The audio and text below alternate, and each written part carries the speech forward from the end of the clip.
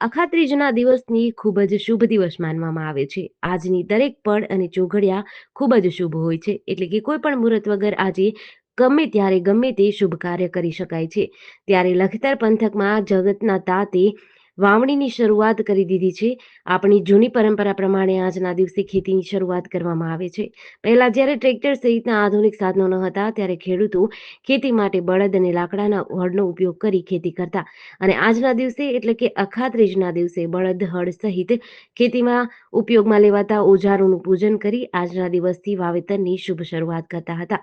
જોકે હવે આજના આધુનિક યુગમાં ટ્રેક્ટર આવી ગયા છે, જેથી ખેડૂતોએ બળદની સાથે ટ્રેક્ટરને ચાંદલા કર્યા બાદ ધરતી માતાની પૂજા કરી હતી. બાદમાં નાળા છેડી બાંધીને હળોતરાના ક્ષેત્રો બાંધી ગોળ ધાણા વહેંચ્યા હતા. ટ્રેક્ટર પર શ્રીફળ વધેરી ધરતી માતા અને ખેતીના ઓજારોની આરતી કરવામાં આવી હતી. આવનારું વર્ષ ખૂબ જ સારું આવે તેવી ખેડૂતોએ કામના કરી હતી. જેડીસી ન્યૂઝ સાથે જયેન્દ્રસિંહ ઝાલા, લખતર.